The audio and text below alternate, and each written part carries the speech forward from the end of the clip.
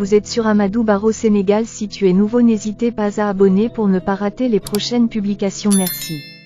On parle sur la première déclaration des droits de l'homme. La diva découverte. La première déclaration des droits de l'homme est africaine. La charte du Mandon ou Mandon Kalikan est une retranscription d'une déclaration orale, laquelle remonterait au règne du premier souverain Souniata Keita qui vécut de 1190 à 1255. Elle aurait été solennellement proclamée le jour de son intronisation comme empereur du Mali à la fin de l'année 1236.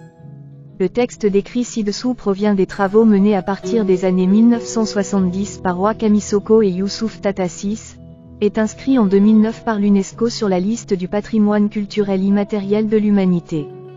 Ce texte est l'une des plus anciennes références concernant les droits fondamentaux. Sa reconnaissance confirmerait sa valeur juridique et sa portée universelle. Les chasseurs déclarent « Toute vie humaine est une vie. Il est vrai qu'une vie apparaît à l'existence avant une autre vie. Mais une vie n'est pas plus ancienne, plus respectable qu'une autre vie. De même qu'une vie n'est pas supérieure à une autre vie. » 2. Les chasseurs déclarent « Toute vie étant une vie. Tout tort causé à une vie exige réparation. Par conséquent, que nul ne s'en prenne gratuitement à son voisin. Que nul ne cause du tort à son prochain.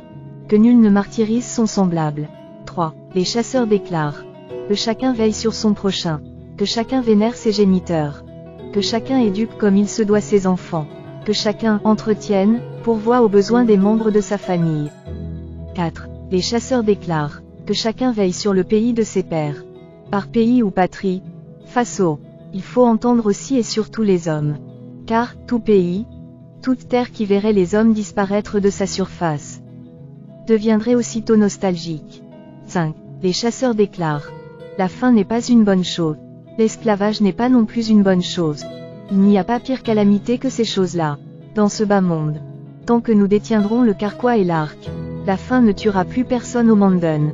Si d'aventure la famine venait à sévir, la guerre ne détruira plus jamais de village. Pour y prélever des esclaves, c'est dire que nul ne placera désormais le mort dans la bouche de son semblable. Pour aller le vendre, personne ne sera non plus battu, a fortiori mis à mort, parce qu'il est fils d'esclave. 6. Les chasseurs déclarent l'essence de l'esclavage est éteinte ce jour. D'un mur à l'autre, d'une frontière à l'autre du Mandon. La razzia est bannie à compter de ce jour au Mandon. Les tourments nés de ces horreurs sont finis à partir de ce jour au Mandon. Quelle épreuve que le tourment, surtout lorsque l'opprimé ne dispose d'aucun recours.